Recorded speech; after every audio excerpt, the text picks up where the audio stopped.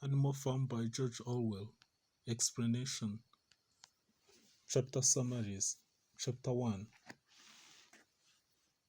12-year-old Major Manor Farm prize winning ball calls a meeting of all the animals to talk about the difficulty of their lives under man's rule. He reveals his dream and prophesies the future rebellion of animals against man, teaching the animals a song called Beasts of England.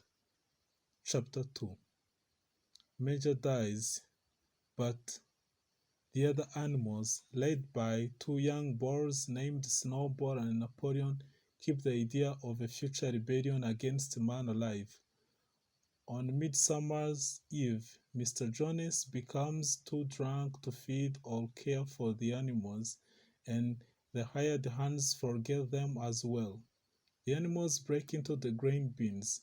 When Mr. Jones and the hired hands appear, the animals attack and drive them off the farm. The animals are now in control of Manor Farm. They change its name to Animal Farm and establish their own rules for behavior, which are painted on the wall of the barn. Chapter 3. The farm animals, supervised by the pigs, harvest the crops with the better results than ever before. Sundays are established as days of rest for meetings and for singing Beasts of England. Having already taught themselves to read and write, the pigs attempt to teach these skills to other animals. Committees such as the Clean Tails League for the cows are set up, but none of them are successful. Since most of the animals cannot learn to read or to memorize the 7 commandments, the commandments are reduced to one simple maxim: 4 eggs good, 2 legs bad. Napoleon takes 9 puppies for private instruction, and the pigs are now the only ones allowed to eat the apples and drink the milk produced on the farm. The pigs force the other animals to accept this by reminding them of the threat of Mr. Jones's return. Chapter 4. The song Beasts of England is now being hummed and sung over half of the country, although no other farms have joined the rebellion. Armed with a shotgun, Mr. Jones and several men from town attempt to recapture the farm, but Snowball leads the animals in successfully defending it. Medals for bravery are awarded to Snowball, Boxer, and one sheep killed in the battle. Mr. Jones's gun is set up at the foot of the flagpole, and it will be fired on the anniversaries of the rebellion and the newly renamed Battle of the Cowshed. Chapter 5. Molly the horse is seen consulting with humans who have petted her and given her sugar and ribbons. When Clover the draft horse confronts her, Molly abandons Animal Farm and the rebellion. Meanwhile, Snowball wants the animals to build a windmill that will provide electricity, heat, and running water in each stall. But Napoleon disagrees with the idea and urinates on Snowball diagrams. When Snowball tries to present his idea to the animals at their weekly meeting, Napoleon reveals the 9 dogs he has trained as attack dogs, and the dogs drive Snowball from the farm. When some animals protest, the sheep drown them out by bleating 4 eggs good, 2 legs bad, and the dogs growl menacingly. Napoleon soon tells the animals they are going to build the windmill and that has always been his idea. With the aid of 3 growling dogs, Squirrel convinces the animals to believe this. Chapter 6. Although they are working a 60-hour week, including Sunday afternoons, the animals are happy during the next year. They believe they are working for themselves, despite being threatened with half rations if they do not work on Sunday. Because of construction on the windmill, some crops are not planted on time and the harvest is not nearly as good as last year's. The animals devise a way to break up the stone they need for the windmill. Boxer gets up earlier to work harder. The need for seed and other supplies causes the pigs to begin trading with other farms, first selling a load of hay but warning the hens that their eggs may have to be sold as well. Mr. Wemper, a solicitor living in Wellington, serves as intermediary. Squirrel assures that animals' resolution Squirrel assures that no animal's resolution had ever been made forbidding trade with humans. The pigs move into the farmhouse and begin sleeping in the beds. The fourth commandment now says, no animal shall sleep in a bed with sheets. With the dog's aid and the threat of Jones's return, Squirrel convinces the animals that the rule had always referred to sheets. When the half-built windmill blows down during a storm, Napoleon accuses Snowball of destroying it and orders the animals to begin rebuilding it. Chapter 7. Always cold and usually hungry, the animals labor to rebuild the windmill over the long, hard winter. Napoleon rarely leaves the farmhouse. Squirrel makes all his announcements and informs the hens they must produce eggs to sell so that grain can be bought for the animals to eat. The rebellious hens, led by 3 parrots, go on strike, laying their eggs from the rafters to smash on the floor. Napoleon starves them into submission, and 9 hens die before the rebellion is over. Anything that goes wrong on the farm is blamed on Snowball. Squirrel again counts on the growling dogs and Boxer's belief that whatever Napoleon says is right to persuade the animals that Snowball had always been in league with Jones and was a traitor at the Battle of the Cowshed. He warns them that there may be other animal traitors in their ranks. A few days later, Napoleon calls a meeting in which the dogs attack the 4 pigs who had earlier protested Snowball's guilt. Under pressure, they confess to spying for Snowball, and the dogs quickly tear out their throats.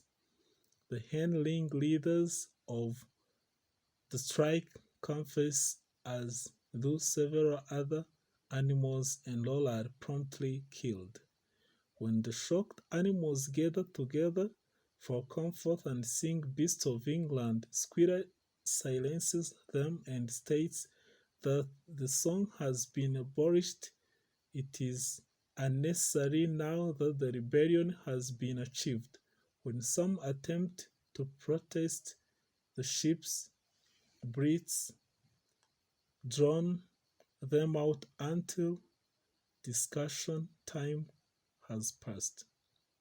Chapter 8. When some of the animals think to check the commandments, they find that the 6th now reads, no animal shall kill any other animal without cause. They accept this as perfectly reasonable in light of the rule. Though the animals are working harder than ever, they wonder if they are any better off than they were under Mr. Jones.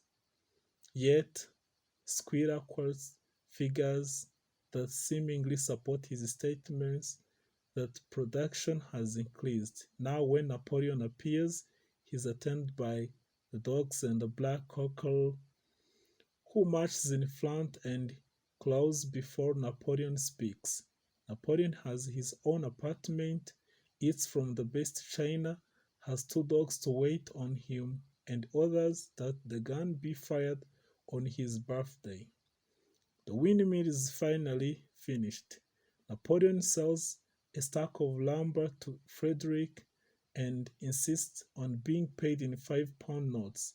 After the lumber is carted away, the pigs discover the money is counterfeit. Frederick and his men then attack Animal Farm. Armed with rifles, the men force the animals to flee. Only Benjamin realizes they are going to blow up the windmill. When it is destroyed, the animals throw caution to the wind and attack Frederick's men, who kill several of the animals and wound the others. After the animals chase the men off the farm, Napoleon orders that Jones's life be fired in a victory celebration. The injured boxer questions the victory, but Squid assures him they have won back their farm and will rebuild the windmill. In celebration, the animals are given extra food. The pigs discover a case of whiskey and get very drunk. The next day, a hangover squirrel announces that Napoleon is dying. When Napoleon recovers, he sends for books on brewing and distilling and orders the field originally designated as the grazing plot for retired animals to be plowed up and planted with barley. The fifth commandment now reads, "No animals shall drink alcohol to excess." Chapter 9. Although Boxer was injured in the battle, he still works as hard as ever on rebuilding the windmill. The animals the animals are colder and hungrier than last winter, but Squid again recites statistics to assure them that even with readjustment of rations, they are still much better off than when Jones ran the farm, since most of the animals cannot remember what life under Jones was like. They believe him. 31 baby pigs now wear green ribbons on their tails on Sundays and are taught by Napoleon, who has plans to build a schoolhouse. The pigs, fatter than ever, have learned to brew beer and receive a daily ration of it. Once a week, the animals participate in a spontaneous demonstration to celebrate the struggles and triumphs of Animal Farm, which helps them forget their hunger and misery. The farm is declared a republic, and Napoleon, the only candidate, is elected president.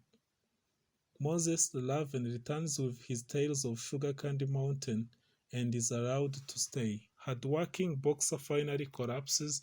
He believes he and Benjamin now will be allowed to retire. However, the wagon that comes to take him to the hospital actually belongs to the horse slaughterer. When Benjamin convinces the other animals of Boxer's danger, it is too late. Boxer is too feeble to break out the wagon on his own. Several days later, Squirrel announces that Boxer has died in the hospital and has been buried in town. He reassures then animals he was there right at the end and that Boxer died, saying Napoleon is always right. He explains away the wagon and assures the animals a memorable and memorial banquet will be held for Boxer. On the day of the celebration, a case of whiskey is delivered to the pigs who have somehow found money to pay for it. Chapter 10.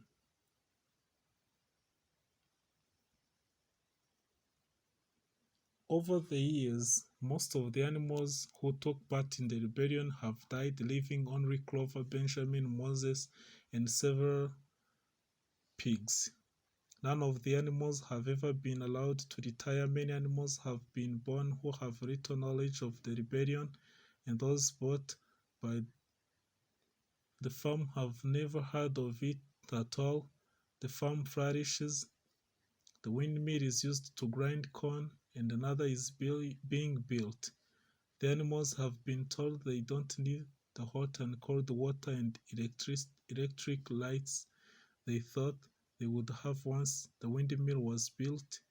Napoleon tells them the truest happiness lies in working hard and living frugally. There are many more pigs and dogs, and even though they do not produce food, their appetites are hearty. The overworked animals often suffer from hunger and cold. However, they never lose sight of the truth that they are members of animal farm, the only farm owned and run by animals. They still hope and believe in Major's Republic of the animals when all of England will be free of mankind. Squirrel takes the sheep away and teaches them a new slogan. To the horror of the other animals, the pigs begin to walk on two legs, and the sheep drown out their protests with their newly learned slogan, four legs good, two legs better. There is only one commandment now.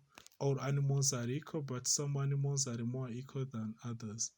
The pigs dress in the Jonas' clothing, and nearby farmers come for a tour of the farm.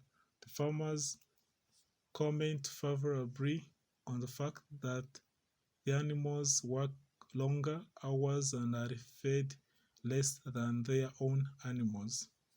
Napoleon announces that he is abolishing several practices at the farm, such as the use of comrade, Sunday marches, and the horn and hoof symbols on the flag. The farm will resume its original name, the Manor Farm, as the animals peep in the farmhouse windows. To their amazement, they can no longer tell who are the pigs and who are the humans. Thank you.